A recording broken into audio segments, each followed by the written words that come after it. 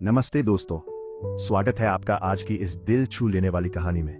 मैं हूं आपका दोस्त और स्टोरी टेलर आरवी। दोस्तों, जरा सोचिए, इंसान पूरी जिंदगी किसके लिए मेहनत करता है? अपने परिवार के लिए, अपने बच्चों के लिए, उस घर के लिए जहां उसे प्यार और अपनापन मिले। लेकिन क्या हो अगर वही घर, वही अपने लोग आपको अपनाने के बजाय आपसे दूर हो जाए? आज की कहानी है एक ऐसे ही इंसान की जिसने 35 साल तक अकेले रहकर सिर्फ एक सपना देखा कि रिटायरमेंट के बाद वो अपने परिवार के साथ खुशियां बांटेगा। लेकिन जब वो घर लौटा तो उसे मिला अपनापन नहीं, बल्कि एक अजीब सा परायापन, एक खामोशी और टूटते रिश्तों की सच्चाई। यह कहानी है गजाधर बाबू की और उनकी वापसी की, जो सिर्फ घर लौटने की कहानी नहीं, बल्कि भावनाओं के बिखरने की कहानी है। उषा प्रियम वदाजी की कहानी, वापसी के मुख्य पात्रों का परिचय। मुख्य पात्र गजाधर बाबू, कहानी के केंद्रीय पात्र। वे रेलवे में 35 साल की नौकरी के बाद रिटायर होकर बड़े अरमानों के साथ अपने घर लौटते हैं, लेकिन खुद को परिवार में ही पराया महसूस करते हैं। गजाधर बाबू की पत्नी, एक घरेलू महिला जो अब केवल घर गृहस्थी, चीनी घी के डिब्बों और बच्चों की समस्याओं में रमी हुई है। वह गजाधर बाबू की भावनात्मक जरूरतों को नहीं समझ पाती। परिवार के अन्य सदस्य, बच्चे, अमर, गजाधर बाबू का बड़ा बेटा, वह घर का मालिक बनकर रहना चाहता है और पिता के हस्तक्षेप को पसंद नहीं करता। अमर की पत्नी, बहू, आधुनिक विचारों वाली और काम से जी चुराने वाली, उसे ससुर का घर में रहना और टोकना अच्छा नहीं लगता। नरेंद्र, छोटा बेटा, जो लापरवाह है और केवल अपने ऐश आराम और पैसों से मतलब रखता है, उसे पिता का अनुशासन बोझ लगता है। बसंती, छोटी बेटी, जो चंचल है और पड़ोस की सहेली के घर जाना पसंद करती है। पिता द्वारा रोके जाने पर वह उनसे बातचीत बंद कर देती है। अन्य पात्र गणेशी, रेलवे स्टेशन पर गजाधर बाबू का वफादार नौकर। वह गजाधर बाबू का बहुत सम्मान करता है और उनकी पसंद नापसंद का ख्याल रखता है। यह पात्र कहानी में परिवार के परायेपन के विपरीत अपनेपन का प्रतीक है। सेठ राम जीमल, चीनी मिल के मालिक, जो अंत में गजाधर बाबू को दोबारा नौकरी देते हैं। तो दोस्तों, तैयार हो जाइए एक ऐसी कहानी के लिए जो आपके दिल को छू जाएगी और शायद आपको अपने रिश्तों के बारे में सोचने पर मजबूर कर दे। चलिए शुरू करते हैं। वापसी। गजाधर बाबू ने कमरे में जमा सामान पर एक नजर दौड़ाई। 2 बक्स, डोलची, बाल्टी। ये डिब्बा कैसा है गणेशी? उन्होंने पूछा। गणेशी बिस्तर बांधता हुआ कुछ गर्व, कुछ दुख, कुछ लज्जा से बोला। घरवाली ने साथ को कुछ बेसन के लड्डू रख दिए हैं। कहा, बाबूजी को पसंद थे। अब कहाँ हम गरीब लोग आपकी पुछ खातिर कर पाएंगे। घर जाने की खुशी में भी गजाधर बाबू ने एक विषाद का अनुभव किया, जैसे एक परिचित, स्नेही, आदरमयी, सहज संसार से उनका नाता टूट रहा हो। कभी कभी हम लोगों की भी खबर लेते रहिएगा, गणेशी बिस्तर में रस्सी बांधता हुआ बोला। कभी कुछ जरूरत हो तो लिखना गणेशी, इस अगहान तक बिटिया की शादी कर दो। गणेशी ने अंगोछे के छोर से आंखें पोंछी। अब आप लोग सहारा न देंगे तो कौन देगा? आप यहां रहते तो शादी में कुछ हौसला रहता। गजाधर बाबू चलने को तैयार बैठे थे। रेलवे क्वार्टर का यह कमरा, जिसमें उन्होंने कितने वर्ष बिताए थे, उनका सामान हट जाने से कुरूप और नग्न लग रहा था। आंगन में रोपे पौधे भी जान पहचान के लोग ले गए थे और जगह जगह मिट्टी बिखरी हुई थी। पर पत्नी, बाल बच्चों के साथ रहने की कल्पना में यह बिछोह एक दुर्बल लहर की तरह उठकर विलीन हो गया। गजाधर बाबू खुश थे, बहुत खुश। 35 साल की नौकरी के बाद वो रिटायर होकर जा रहे थे। इन वर्षों में अधिकांश समय उन्होंने अकेले रहकर काटा था। उन अकेले क्षणों में उन्होंने इसी समय की कल्पना की थी जब वो अपने परिवार के साथ रह सकेंगे। इसी आशा के सहारे वो अपने अभाव का बोझ ढो रहे थे। संसार की दृष्टि में उनका जीवन सफल कहा जा सकता था। उन्होंने शहर में एक मकान बनवा लिया था। बड़े लड़के अमर और लड़की कांति की शादियां कर दी थी। 2 बच्चे ऊंची कक्षाओं में पढ़ रहे थे। गजाधर बाबू नौकरी के कारण प्राय छोटे स्टेशनों पर रहे और उनके बच्चे और पत्नी शहर में, जिससे पढ़ाई में बाधा न हो। गजाधर बाबू स्वभाव से बहुत स्नेही व्यक्ति थे और स्नेह के आकांक्षी भी। जब परिवार साथ था, ड्यूटी से लौटकर बच्चों से हंसते बोलते, पत्नी से कुछ मनोविनोद करते। उन सब के चले जाने से उनके जीवन में गहन सूनापन भर उठा। खाली क्षणों में उनसे घर में टिका न जाता। कभी प्रकृति के न होने पर भी उन्हें पत्नी की स्नेहपूर्ण बातें याद आती रहती। दोपहर में गर्मी होने पर भी वो 2 बजे तक आग जलाए रहती और उनके स्टेशन से वापस आने पर गरम गरम रोटियां सेंकती। उनके खा चुकने और मना करने पर भी थोड़ा सा कुछ और थाली में परोस देती और बड़े प्यार से आग्रह करती। जब वो थके हारे बाहर से आते तो उनकी आहट पावों रसोई के द्वार पर निकल आती और उनकी सलज्ज आंखें मुस्कुरा उठती। गजाधर बाबू को तब हर छोटी बात भी याद आती और वो उदास हो उठते। अब कितने वर्षों बाद वो अवसर आया था जब वो फिर उसी स्नेह के और आदर के मध्य रहने जा रहे थे। टोपी उतारकर गजाधर बाबू ने चारपाई पर रख दी, जूते खोलकर नीचे खिसका दिए। अंदर से रह रहकर कहा-कहों की आवाज आ रही थी। इतवार का दिन था और उनके सब बच्चे इकट्ठे होकर नाश्ता कर रहे थे। गजाधर बाबू के सूखे चेहरे पर स्निग्ध मुस्कान आ गई। उसी तरह मुस्कुराते हुए वह बिना खासे अंदर चले आए। उन्होंने देखा कि नरेंद्र कमर पर हाथ रखे शायद गत रात्रि की फिल्म में देखे गए किसी नृत्य की नकल कर रहा था और बसंती हंस हंस कर दोहरी हो रही थी। अमर की बहू को अपने तन बदन, आंचल या घूंघट का कोई होश न था और वह उन्मुक्त रूप से हंस रही थी। गजाधर बाबू को देखते ही नरेंद्र ठप से बैठ गया और चाय का प्याला उठाकर मुंह से लगा लिया। बहू को होश आया और उसने झट से माथा ढक लिया। केवल बसंती का शरीर रह रहकर हंसी दबाने के प्रयत्न में हिलता रहा। गजाधर बाबू ने मुस्कुराते हुए उन लोगों को देखा, फिर कहा, क्यों नरेंद्र, क्या नकल हो रही है? कुछ नहीं बाबूजी, नरेंद्र ने सिट पिटाकर कहा। गजाधर बाबू ने चाहा था कि वह भी इस मनोविनोद में भाग लेते, पर उनके आते ही जैसे सब कुंठित हो चुप हो गए। उससे उनके मन में थोड़ी सी खिन्नता उपज आई। बैठते हुए बोले, बसंती, चाय मुझे भी देना, तुम्हारी अम्मा की पूजा अभी चल रही है। क्या? बसंती ने मां की कोठरी की ओर देखा, अभी आती ही होंगी, और प्याले में उनके लिए चाय छानने लगी। बहू चुपचाप पहले ही चली गई थी। अब नरेंद्र भी चाय का आखिरी पूंट पीकर उठ खड़ा हुआ। केवल बसंती पिता के लिहाज में चौके में बैठी मां की राह देखने लगी। गजाधर बाबू ने एक घूंट चाय पी, फिर कहा, बिट्टी चाय तो फीका है, लाइए चीनी और डाल दे। बसंती बोली, रहने दो, तुम्हारी अम्मा जब आएगी तभी पी लूंगा। थोड़ी देर में उनकी पत्नी हाथ में अर्घ्य का लोटा लिए निकली और अशुद्ध स्तुति कहते हुए तुलसी में डाल दिया। उन्हें देखते ही बसंती भी उठ गई। पत्नी ने आकर गजाधर बाबू को देखा और कहा, अरे आप अकेले बैठे हैं, ये सब कहाँ गए? गजाधर बाबू के मन में फांस सी कर उठी। अपने अपने काम में लग गए हैं, आखिर बच्चे ही हैं। पत्नी आकर चौके में बैठ गई। उन्होंने नाक भौं चढ़ाकर चारों ओर जूठे बर्तनों को देखा, फिर कहा, सारे में जूठे बर्तन पड़े हैं, इस घर में धर्म कर्म कुछ नहीं, पूजा करके सीधे चौके में घुसो। फिर उन्होंने नौकर को पुकारा।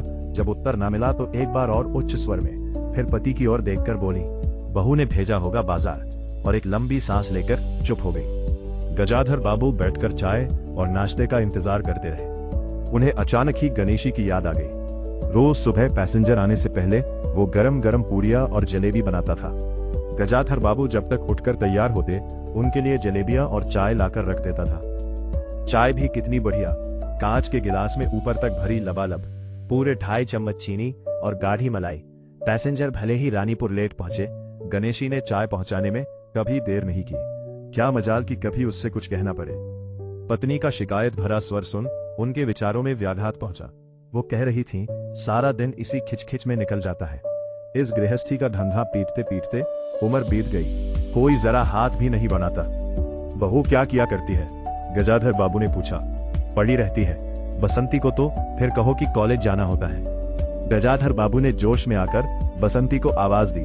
बसंती भाभी के कमरे से निकली तो गजाधर बाबू ने कहा, बसंती, आज से शाम का खाना बनाने की जिम्मेदारी तुम पर है। सुबह का भोजन तुम्हारी भाभी बनाएगी। बसंती मुंह लटकाकर बोली, बाबूजी, पढ़ना भी तो होता है।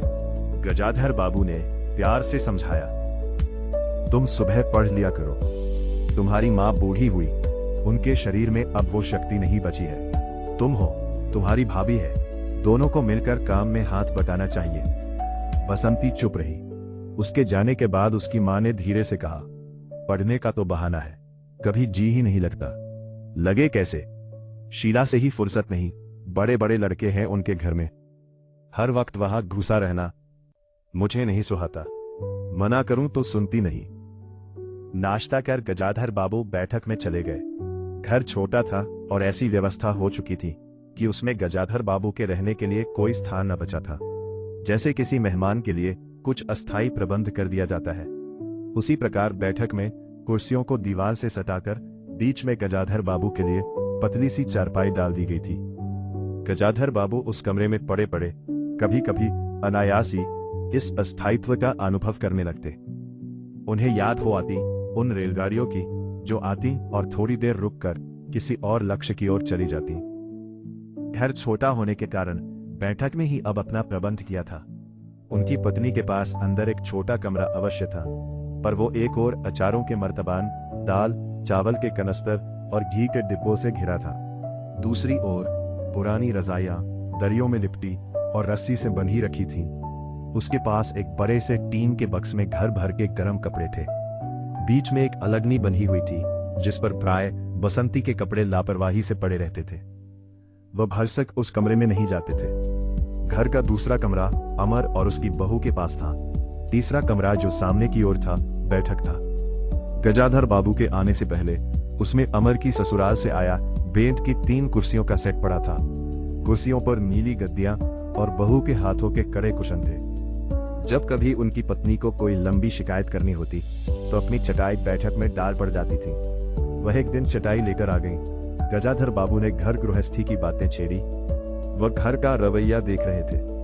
बहुत हल्के से उन्होंने कहा कि अब हाथ में पैसा कम रहेगा, कुछ खर्च कम होना चाहिए। सभी खर्च तो वाजिब वाजिब है, किसका पेट काटूं? यही जोड़ गांठ करते करते बूढ़ी हो गई, न मन का पहना न ओढ़ा। गजाधर बाबू ने आहत विस्मित दृष्टि से पत्नी को देखा। उनसे अपनी हैसियत छिपी न थी। उनकी पत्नी तंगी का अनुभव कर उसका उल्लेख करती, यह स्वाभाविक था, लेकिन उनमें सहानुभूति का पूर्ण अभाव गजाधर बाबू को बहुत खटका। उनसे यदि राय बात की जाती कि प्रबंध कैसे हो तो उन्हें चिंता कम, संतोष अधिक होता, लेकिन उनसे तो केवल शिकायत ही की जाती थी, जैसे परिवार की सब परेशानियों के लिए वही जिम्मेदार थे। तुम्हें किस बात की कमी है? अमर की माँ घर में बहू है, लड़के बच्चे हैं, सिर्फ रुपए से ही आदमी अमीर नहीं होता, गजाधर बाबू ने कहा, और कहने के साथ ही अनुभव किया यह उनकी आंतरिक अभिव्यक्ति थी, ऐसी कि उनकी पत्नी नहीं समझ सकती। हाँ, बड़ा सुख है ना बहू से, आज रसोई करने गई है, देखो क्या होता है, कहकर पत्नी ने आंखें मूंदी और सो गई। गजाधर बाबू बैठे हुए पत्नी को देखते रह गए। यही थी क्या उनकी पत्नी, जिसके हाथों के कोमल स्पर्श, जिसकी मुस्कान की याद में उन्होंने संपूर्ण जीवन काट दिया था। उन्हें लगा कि वह लावण्यमयी युवती जीवन की राह में कहीं खो गई है, और उसकी जगह आज जो स्त्री है वह उनकी मन और प्राणों के लिए नितांत अपरिचित है।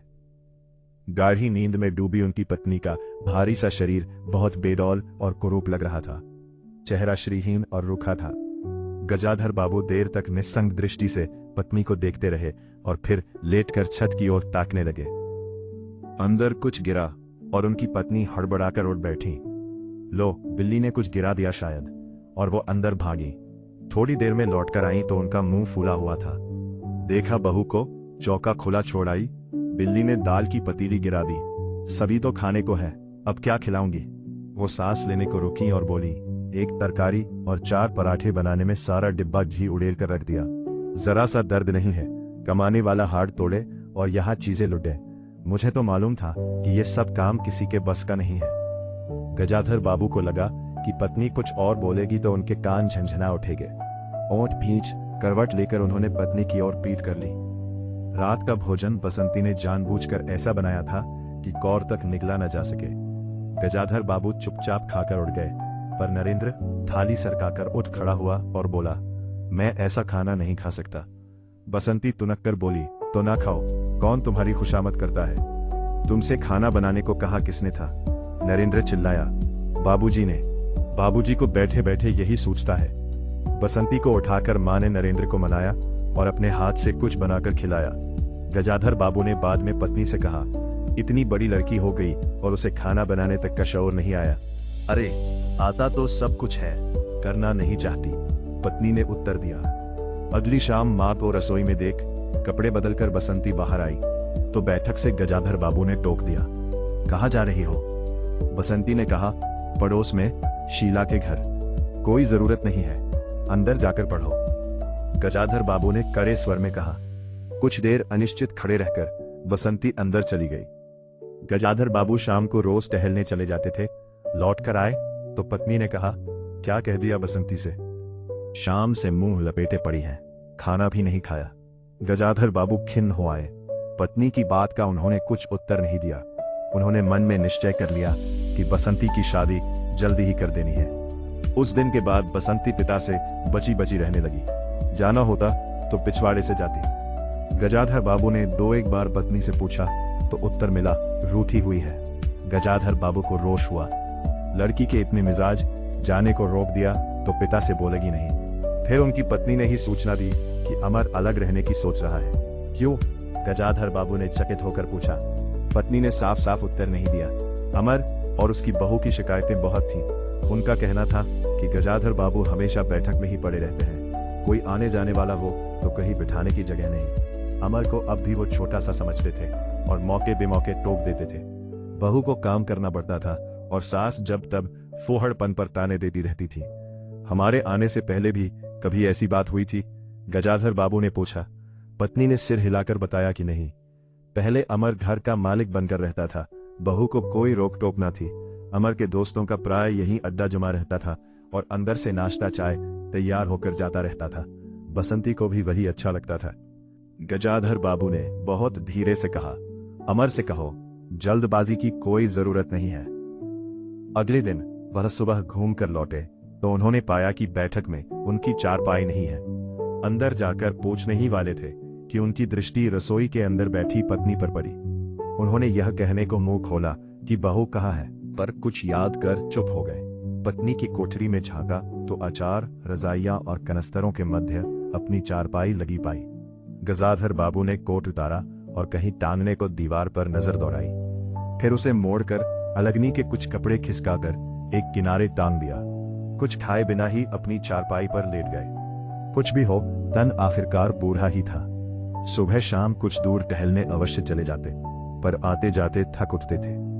गजाधर बाबू को अपना बड़ा सा क्वार्टर याद आ गया। निश्चिंत जीवन, सुबह पैसेंजर ट्रेन आने पर स्टेशन की चहल पहल, चिर परिचित चेहरे और पटरी पर रेल के पहियों की खटखट, जो उनके लिए मधुर संगीत की तरह थी। तूफान और डाकगाड़ी के इंजनों की चिंगार उनकी अकेली रातों की साथी थी। सेठ रामजीमल के मिल के कुछ लोग कभी कभी पास आ बैठते, वही उनका दायरा था, वही उनके साथी। वो जीवन अब उन्हें एक खोई निधि सा प्रतीत हुआ। उन्हें लगा कि वो जिंदगी द्वारा ठगे गए हैं। उन्होंने जो कुछ चाहा उसमें से उन्हें एक बूंद भी न मिली। लेटे हुए वो घर के अंदर से आते विविध स्वरों को सुनते रहे। बहू और सास की छोटी सी झड़प, बाल्टी पर खुले नल की आवाज, रसोई के बर्तनों की खटपट और उसी में दो गौरेयों का वार्तालाप। और अचानक ही उन्होंने निश्चय कर लिया कि अब घर की किसी बात में दखल न देंगे। यदि गृहस्वामी के लिए पूरे घर में एक चारपाई की जगह नहीं है तो यही पड़े रहेंगे। अगर कहीं और डाल दी गई तो वहां चले जाएंगे। यदि बच्चों के जीवन में उनके लिए कहीं स्थान नहीं तो अपने ही घर में परदेसी की तरह पड़े रहेंगे। और उस दिन के बाद सचमुच गजाधर बाबू कुछ नहीं बोले। नरेंद्र रुपए मांगने आया तो बिना कारण पूछे उसे रुपए दे दिए। बसंती काफी अंधेरा हो जाने के बाद भी पड़ोस में रही तो भी उन्होंने कुछ नहीं कहा। पर उनको सबसे बड़ा गम ये था कि उनकी पत्नी ने भी उनमें कुछ परिवर्तन लक्ष्य नहीं किया। वह मन ही मन कितना भार ढो रहे हैं, इससे वह अनजान ही बनी रही। बल्कि उन्हें पति के घर के मामले में हस्तक्षेप न करने के कारण शांति ही थी। कभी कभी वह कह भी उठती, ठीक ही है, आप बीच में न पड़ा कीजिए, बच्चे बड़े हो गए हैं, हमारा जो कर्तव्य था कर रहे हैं, पढ़ा रहे हैं, शादी कर देंगे। गजाधर बाबू ने आहत दृष्टि से पत्नी को देखा। उन्होंने अनुभव किया कि वो पत्नी और बच्चों के लिए केवल धनोपार्जन के निमित्त मात्र है। जिस व्यक्ति के अस्तित्व से पत्नी मांग में सिंदूर डालने की अधिकारिणी है, समाज में उसकी प्रतिष्ठा है, उसके सामने वो 2 वक्त भोजन की थाली रख देने से सारे कर्तव्यों से छुट्टी पा जाती है। वो घी और चीनी के डिब्बों में इतनी रमी हुई है कि अब वही उसकी संपूर्ण दुनिया बन गई है। गजाधर बाबू उनके जीवन के केंद्र नहीं हो सकते। उन्हें तो अब उनकी शादी के लिए भी उत्साह बुझ गया। किसी बात में हस्तक्षेप न करने के निश्चय के बाद भी उनका अस्तित्व उस वातावरण का एक भाग न बन सका। उनकी उपस्थिति उस घर में ऐसी असंगत लगने लगी थी जैसे सजी हुई बैठक में उनकी चारपाई थी। उनकी सारी खुशी एक गहरी उदासीनता में डूब गई। इतने सब निश्चयों के बावजूद भी एक दिन बीच में दखल दे बैठे। पत्नी स्वभावानुसार नौकर की शिकायत कर रही थी। कितना कामचोर है, बाजार की भी चीज में पैसा बनाता है, खाने बैठता है तो खाता ही चला जाता है। गजाधर बाबू को बराबर यह महसूस होता रहता था कि उनके घर का रहन सहन और खर्च उनकी हैसियत से कहीं ज्यादा है। पत्नी की बात सुनकर कहने लगे कि नौकर का खर्च बिल्कुल बेकार है, छोटा मोटा काम है, घर में 3 मर्द है, कोई ना कोई कर ही देगा। उन्होंने उसी दिन नौकर का हिसाब कर दिया। अमर दफ्तर से आया तो नौकर को पुकारने लगा। अमर की बहू बोली, बाबूजी ने नौकर छुड़ा दिया है। क्यों?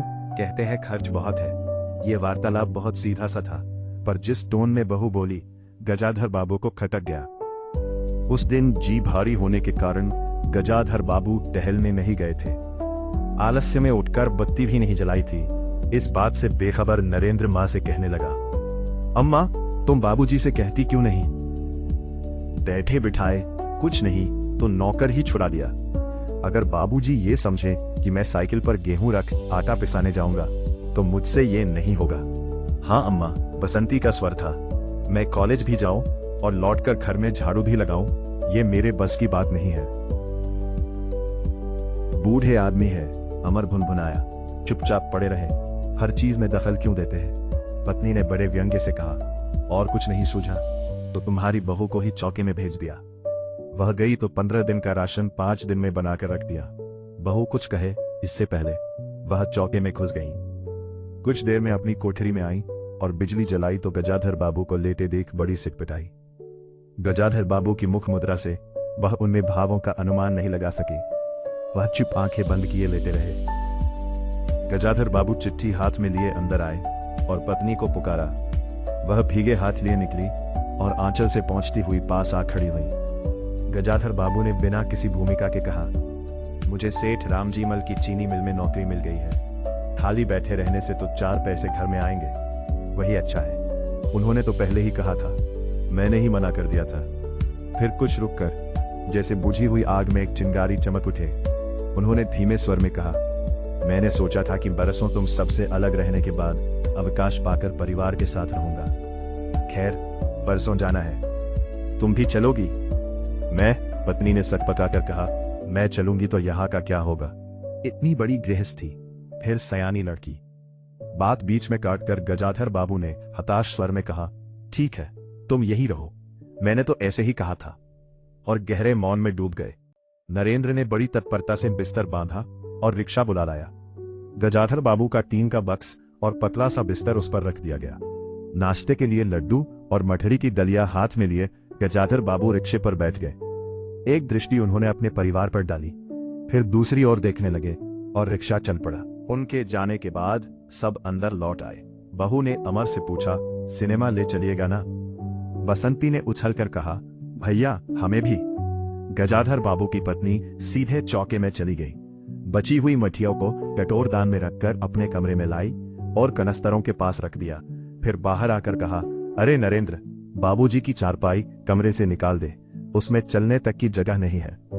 आप सुन रहे थे उषा प्रियमवदा जी की लिखी कहानी वापसी, रिटायरमेंट के बाद जिंदगी का सबसे बड़ा सच। तो दोस्तों, यही थी आज की पूरी कहानी। आपकी क्या राय है कमेंट में जरूर बताइए। अगर आपको कहानी पसंद आई हो तो इसे लाइक करें, शेयर करें और हमारे चैनल को सब्सक्राइब करना ना भूलें। बेल आइकन दबाएं ताकि आपको हमारे नए वीडियो की नोटिफिकेशन सबसे पहले मिले। मिलते हैं अगले वीडियो में, तब तक के लिए जय हिंद, धन्यवाद।